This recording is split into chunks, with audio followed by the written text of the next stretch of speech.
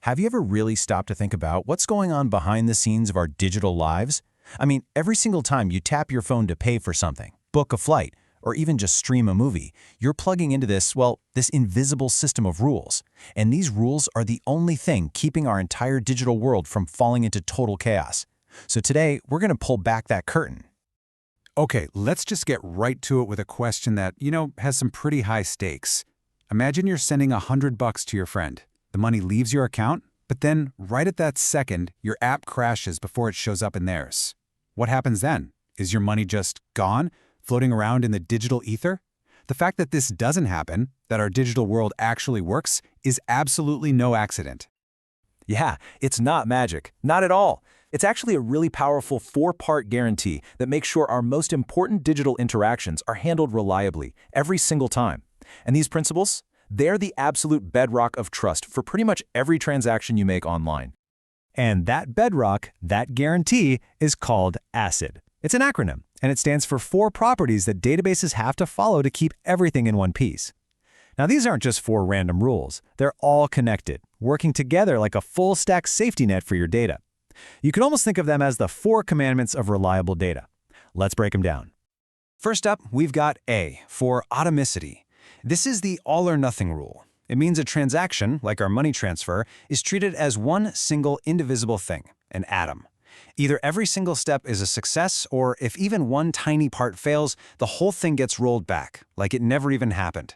There are no partial, half-finished jobs allowed here. It's the foundational promise. But just being all or nothing isn't quite enough. The transaction also has to play by the rules of the system. That's where C for consistency comes in. This property makes sure that any transaction can only move the database from one valid state to another. For example, a database might have a rule that says an account balance can't go below 0.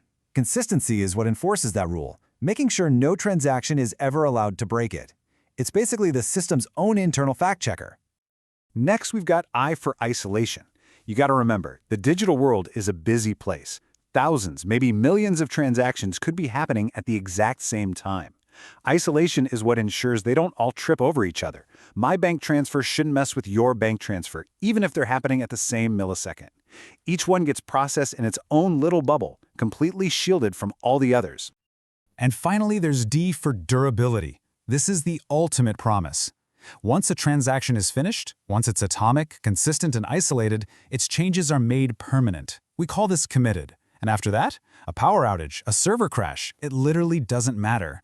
Thanks to things like transaction logs, the system guarantees that committed data will survive. It's written in permanent ink, so to speak. Okay, this is where it all really clicks. Let's look at our bank transfer again, but this time through the lens of ACID. See? Atomicity is what makes the debit from account A and the credit to account B an all-or-nothing package deal. Consistency is the bouncer at the door, checking your balance to make sure you have enough funds before letting the transaction go through. Isolation puts up the velvet ropes, making sure no other transaction can mess with those accounts while the transfer is in progress. And finally, durability is the save button that you can't undo, making those new balances permanent. That's the whole safety net, right there in action. So, ACID properties are the rules for how our data acts. It's all about behavior. But that's really only half the story. What about how the data is structured to begin with? That brings us to our second huge concept, data modeling. I mean, think about it. You wouldn't build a house by just showing up with a pile of wood and starting to nail boards together, right? Of course not. You'd start with a blueprint. Well, a database is exactly the same. Data modeling is the process of creating that blueprint, figuring out what data we actually need and how it all connects, long before anyone writes a single line of code. In this process, it usually happens in 3 main stages, kind of moving from a big, fuzzy idea down to a super detailed technical plan. You start with the conceptual model, which is like the architect's first rough sketch. Then you move to the logical model, that's the detailed blueprint. And finally, you get to the physical model, which is the actual specific construction plan for the database you're going to use. And that progression is so crucial. You see how it works? We start by just talking with business people about what's important to them, and we end up with a concrete plan that engineers can actually build. Each step is all about translating business needs into technical requirements, making sure everybody is on the same page from start to finish. This table just breaks it down perfectly. Look at the audience for each one. The conceptual model, That's for talking with business stakeholders. You're defining big picture things like customer and product. Then the logical model gets more technical, for data architects. You start adding details like customer names and product IDs, but you're still not tied to any specific technology. Finally, the physical model is for the engineers. Now you get super specific, defining the actual tables, the exact data types for a particular database like Snowflake or maybe Postgres. So, okay, we've got ACID for reliable actions, and we've got data modeling for a solid structure. Why does this combination matter so much? Let's zoom out and look at the big picture here.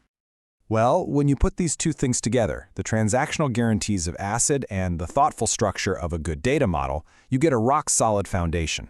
This foundation is what prevents data from getting corrupted, it cuts down on errors, and at the end of the day, it's what builds systems that we can actually trust. Trust with our money, our medical records, our travel plans, you name it.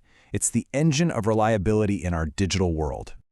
But, and this is a huge but, like with most things in engineering, this incredible, robust reliability, well, it doesn't come for free.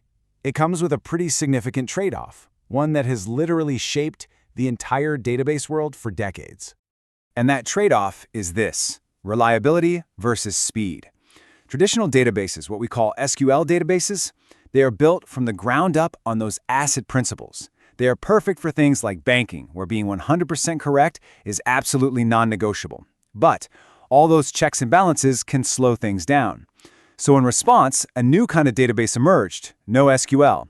These often relax some of the strict ACID rules in order to get mind-blowing speed and scale. They're perfect for big data stuff, like a social media feed. For something like that, it's okay if a like takes a few seconds to show up for everyone. The idea is eventual consistency. The data will all get there and be correct eventually, but in the meantime, you get blazing fast performance. And this really drives home just how critical data modeling is. The choices you make in that blueprint, how you decide to structure your data, it directly reflects what your business really cares about. This isn't just a tech decision. It's asking a fundamental question. Are you prioritizing bulletproof consistency? Or are you prioritizing lightning-fast scalability? So your data model, it's not just a technical drawing. It is your data strategy. So that leaves us with one final thought to chew on. For decades, these principles of reliability and structure have been the absolute bedrock of our digital world. But now, as we demand more data processed faster than ever before, you have to ask, will these fundamental rules that ensure all this trust and order, will they just need to bend a little, or are they eventually going to break?